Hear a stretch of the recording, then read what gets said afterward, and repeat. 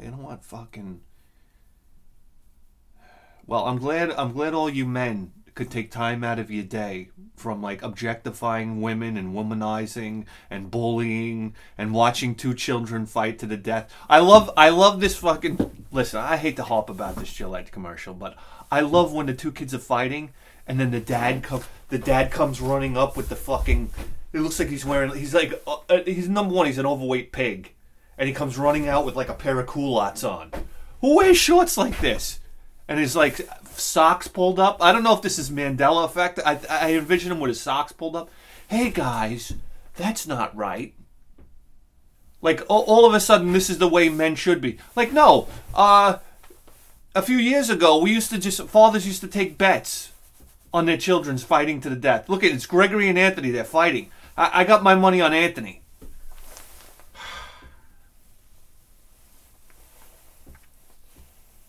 You know what?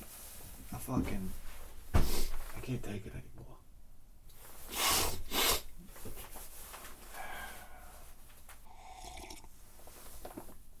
Oh my God. I just can't stand people complaining anymore. Have you been out in public lately? That's all these vermin do, is complain. Everybody complains. I swear. I want to drive out to like a World War II cemetery and just dig up I got to dig up a ball turret gunner. Oh yeah. Just give me a shovel. I'll exhume them. What do you do? I'll pull that casket out myself. I'll open it up. I'll say, sorry, soldier. I'll just take his hand and crack it off and mount it on the end of a broomstick. And every time I go to Target and I hear it's always this guy. Oh my God, are they serious? They can't open up another line? I'm going to be here all day? Blah, blah, blah. And I just I pull out the ball turret gunner's hand on the end of the broomstick and I'm like, shut the fuck up!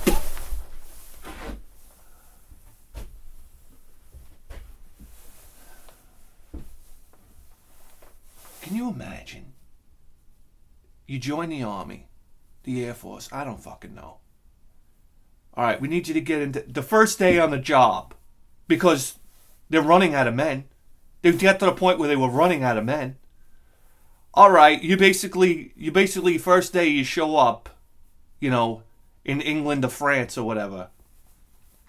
Yeah, we need a ball turret gunner. Like, oh yeah, sure. What, machine gun? I'm gonna fire a machine gun. All right, no problem. You hop in the B-17. They fucking shoehorn you into this fucking ball at the bottom of the B-17. You're sitting there going on these missions that last hours, by the way, and you're crunched up in a ball. If you ever see a ball turret gunner, their knees come up up to their face, and they're all scrunched up in there like this. Yeah. So here's the mission. We're gonna fly this B-17, and we'll have an escort. We'll be escorted by P-51 Mustangs until they run out of gas. Then they gotta turn around and go home. Oh, by the way, we gotta make this bombing run low altitude because we gotta hit specific targets in Berlin. Oh, and by the way, it's daytime because we can't make any mistakes here. Yeah. And by the way, the Luftwaffe know exactly when the escorts are turning around, and that's when they come swooping in. So now you got Messerschmitts flying at you by the dozen, firing twin. What do they have? 20mm cannons? I know the Messerschmitt had like 2 gun pods that could mount under the wings just for the B-17. Oh yeah, so you got guys flying in planes that are purpose built to shoot down this flying fucking fortress in the air.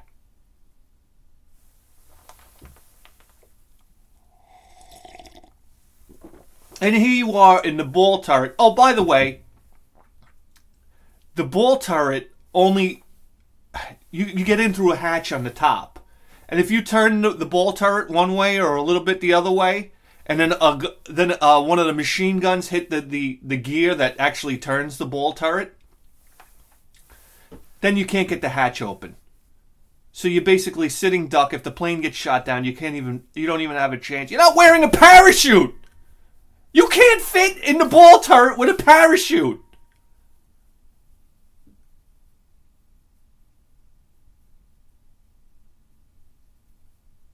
And there's no escape. Once the gears hit the turn of the ball, there's no escape out of the hatch. And somebody had to pull you out of the hatch. Let's face it, if you're sitting in that crunched up position for hours on end, I don't know about you, I can barely get out of my computer chair.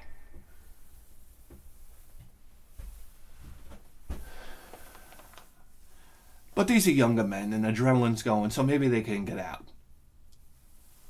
But anyhow, once that plane starts going down, they make it sound like, oh yeah, the plane. I love it when the B-17 comes careening out of the air. I don't love it, but when you watch video of it, it's like slow motion. You'll see, like, you ever see the video footage from a Messerschmitt? Oh my God, it's horrifying. It's like they're behind the B-17 and it's just a turkey shoot. They're gunning the guy down. The plane knows the exact position to be over the ball turret gunner, out of the tail gunner's range, just gunning the thing down. And then all of a sudden the wing just goes, and it's like,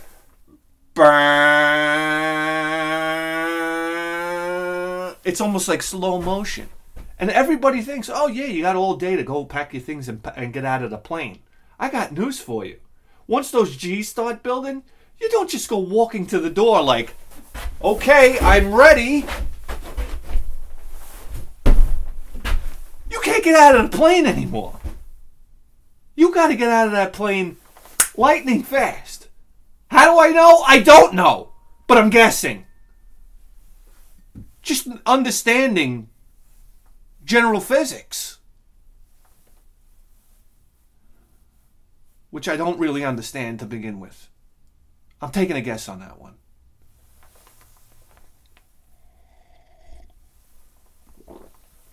So, oh yeah, and then when you get into Berlin, there's anti-aircraft fire coming from the ground that is just peppering the sky with these, what were they called? The heavy gun destroys aircraft by using a time-fused shell to put a large explosive burst in the near vicinity of the target. It must be, and is, accurate to high altitudes. What were they called? Fuck. Those bullets, proximity. What are they, proximity rounds? Rounds that would go off as soon as, I don't know how they detected the altitude of the plane. I don't know. Or they were near the plane. Flak going off all over the place. Not to mention at freezing cold temperatures. And then there were accounts where the ball turret would get hit. So the guy couldn't move in the ball turret. He's trapped in the ball turret. And then the landing gear hydraulics would get shot out. So basically, some of these B-17s, number one, these B-17s got shot to ribbons. It's amazing the type of abuse they would take. And then, if they managed to get out of that maelstrom, and they flew home, sometimes the landing gear would be busted. The guy's trapped in the fucking, in the ball turret, and they have to make a belly landing. And crush the ball turret guy. Yeah. Basically, yeah. And never mind, I love this. Now, never even mind being the ball turret guy. Who's got to be the guy that cleans out the ball turret when the guy gets shot to pieces and stuff? Because, I think the ball turret was made out of, like, fiberglass or something. Oh, yeah, this wasn't like some kind of fucking armored piece of equipment. So when those fucking 20mm rounds come ripping through the ball turret, okay, you basically just sit there and die, number one, and then bleed out inside the ball. So imagine who was in charge of cleaning out the ball turret. For Christ's sake, that guy, I want that guy's hand on the end of a broomstick. Who are the people in charge of cleaning up dead bodies? Oh, What a horrible existence. You imagine this fucking B-17 comes down and you could just see, like, in the glass of the ball, just, like, blood. Like, it looks like a fucking bloody aquarium. It's like, all right, Johnny, get the hose. You kidding me? You gotta open up that hatch. And then the mechanics gotta come in, right? The ball's jammed. The guy's dead in there. He bled out inside the ball.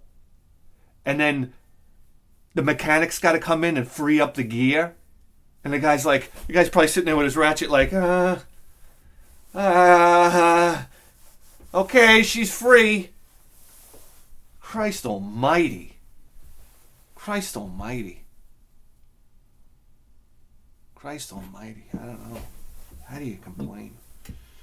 What are we doing here? Oh, yeah, that's right. Operation Wallet Buster!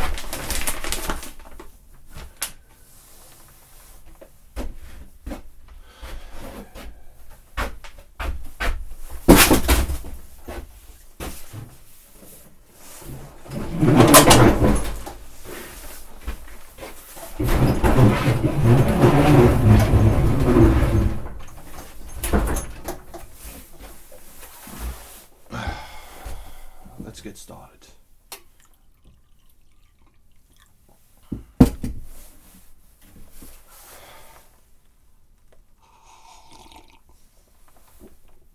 Okay.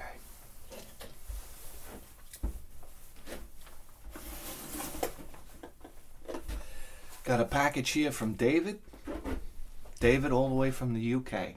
That's right, the UK, baby. Remember when we fought arm in arm in World War II? Don't forget about your brothers in the UK. I'll tell you that right now. One of these days I'll go over there and we'll have some beers. How about that? Some Jack and Cokes and some cigarettes. Like men. Oh my God. You think everybody in the B-17 was smoking cigarettes? They're probably chain smoking. The waist gunners sitting there chain smoking while they're freezing to death. Oh my God! These are men. These are men like you can't imagine. You just can't imagine.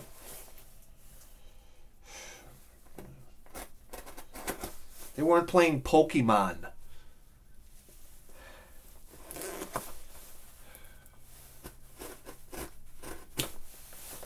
Jesus Christ. This is a well-packed box. This is how you can tell Dave's a man of substance. Here we go. Come on.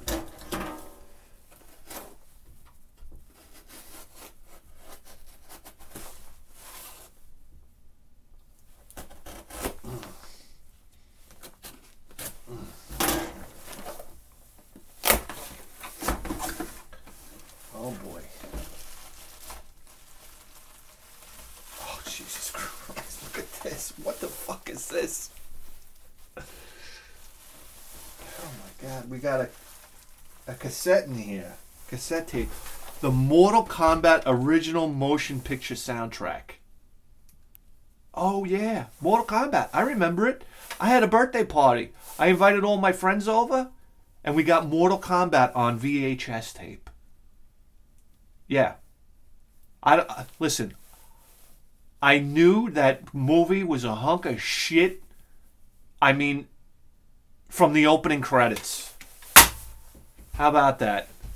Sip of coffee for that. That movie was disgusting. It was horrible. It was horrible. And it could have been so good. And boy, oh boy, were we craving that movie when it came out. Mortal Kombat movie? Are you kidding me?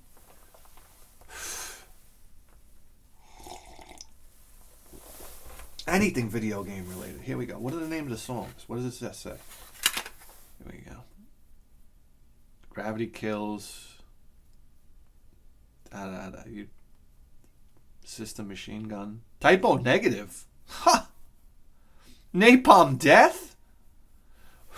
Napalm Death that was on the soundtrack? Get out of town.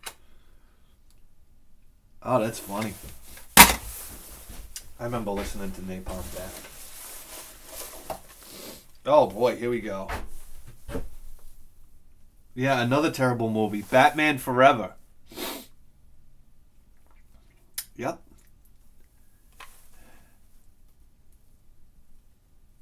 U2, Seal, Kiss from a Rose. Huh? How about that, Seal? Seal had a couple decent songs. I like Seal. I like Seal because he married Heidi Klum. How do you fucking go wrong there? And apparently when you walk into his house, well, when he was going with Heidi Klum, apparently when you walk into his house, there's a picture of Seal with Heidi Klum, like a huge picture mounted on the wall. And all their kids, I think they got a couple kids together. And they're all in the picture they're all naked. Right. And apparently Seal's got a cock down to his knees.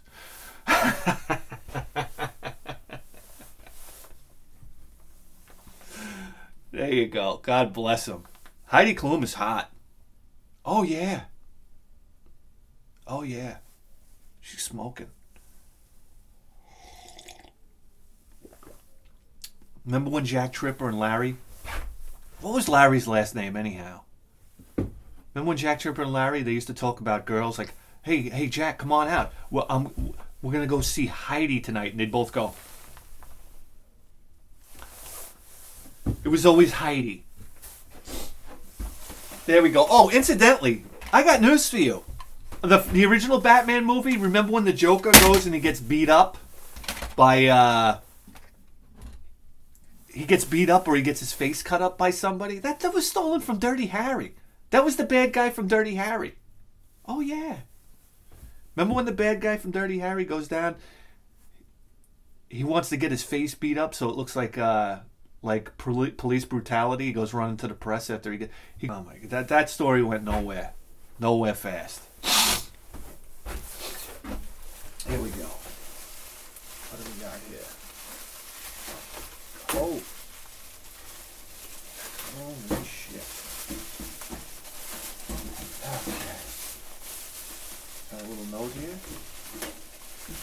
Pull up a little note here.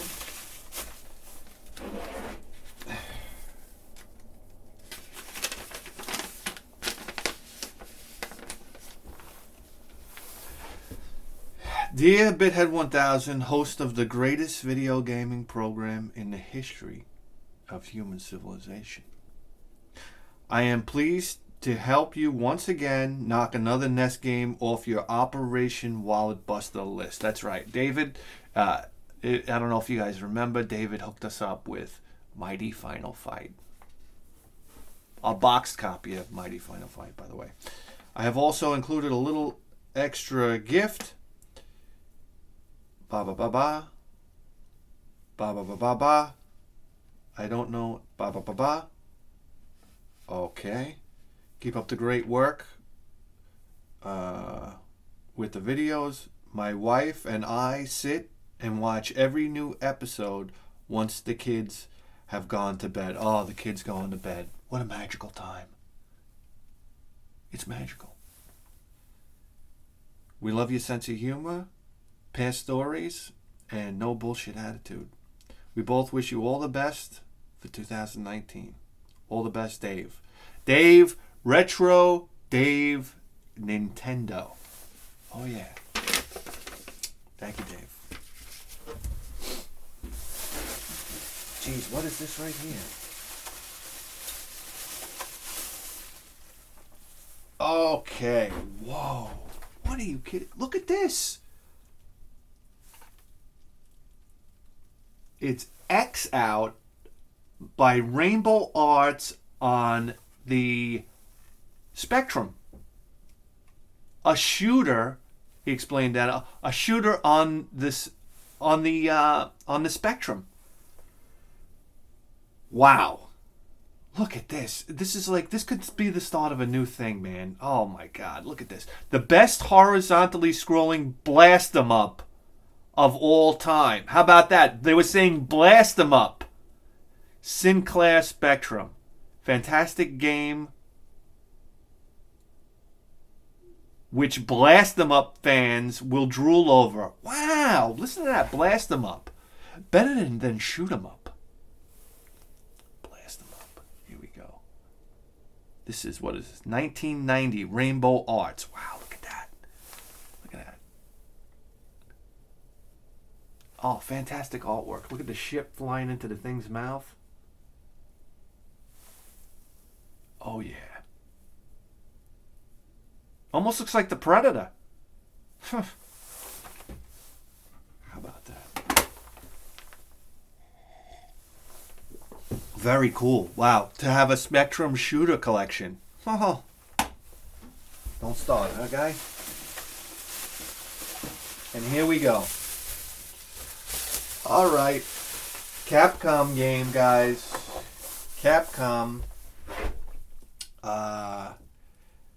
Everybody's probably played the first one. But here is the second one.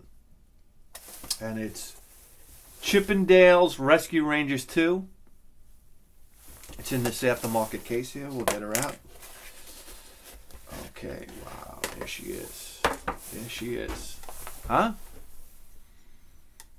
In nice shape. Chippendales Rescue Rangers 2. I remember the first one. I remember renting I didn't rent the first one. Phil did. This is not the sort of game I would have rented. I'm not into... I wasn't into these cartoony platformer games back when I was a kid.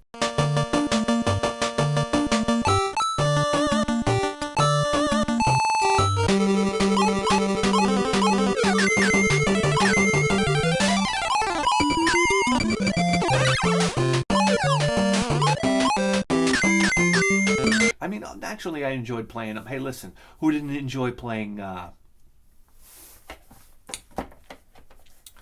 Okay, old man memory tuning out. DuckTales. What a fantastic game, right? Yeah, sure, DuckTales. A Little Mermaid, perhaps? Yeah, man, Capcom was knocking them out of the park with these Disney games, that's for sure. But I remember Rescue Rangers, the first one was a co-op. It was a co-op game, right? You could play 2 players. Sure. Phil rented it. Phil loved it. Yeah. I'd probably sit there and drink iced tea and watch him play. But here we go. I remember clearly seeing Rescue Rangers 2 in the rental shop. Yeah.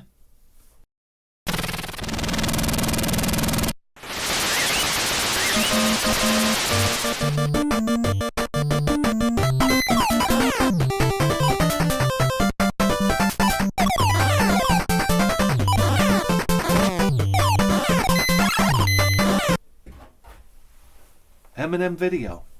Phil's rental code 621 for anybody interested. Hey, I still remember the owner there. The owner was like, he looked like one of these like ex-mafia guys. He was still probably a made man. He used to wear the shirt. Remember the mafia shirts where it was like a black stripe, a gray stripe, and then a white stripe? Button-up shirt. Man, oh man, what a horrible shirt.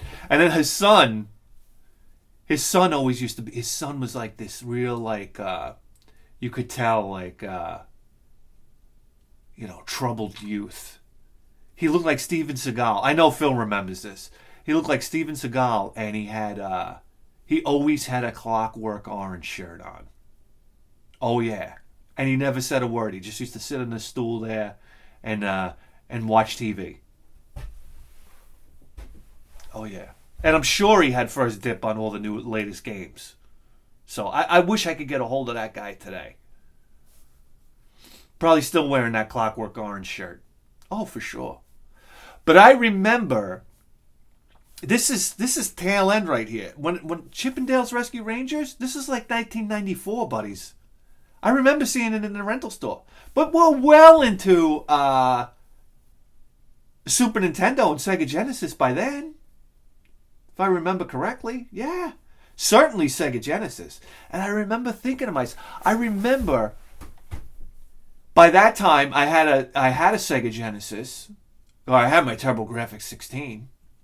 And I remember going to the video rental store and seeing the latest Nintendo games that were coming out. And this could be Mandela effect, but I swear I remember seeing Little Samson in the rental store. For some reason, I swear I remember seeing that box.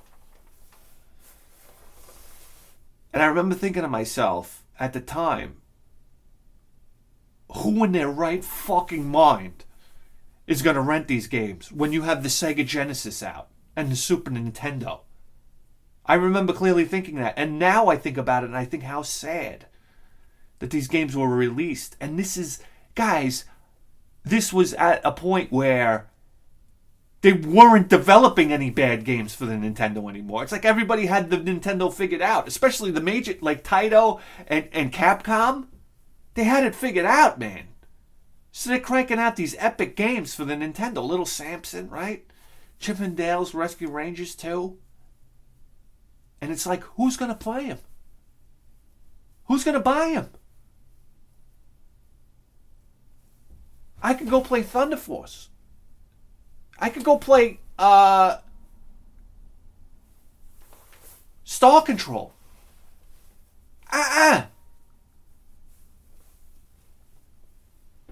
Sonic the Hedgehog. Altered Beast. Oh, wait a second. I can play one of my favorite arcade games inside my house, and it's almost exactly like the arcade. Or I can play Chip and Dale 2.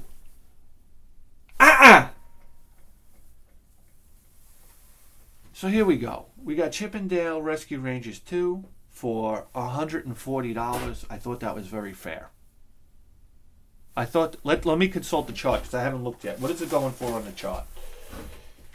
Chip and Dale's Rescue Rangers 2, we got $175, and that's as of how many months ago? How many months ago?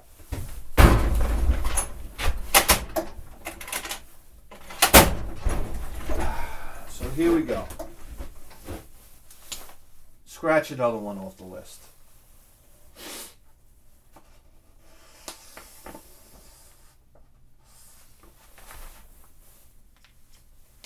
And get this thing out of here. Get out of here.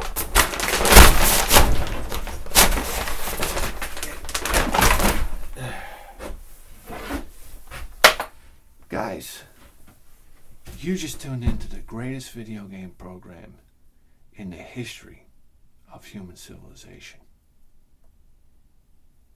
And you better believe that. With a 4K face!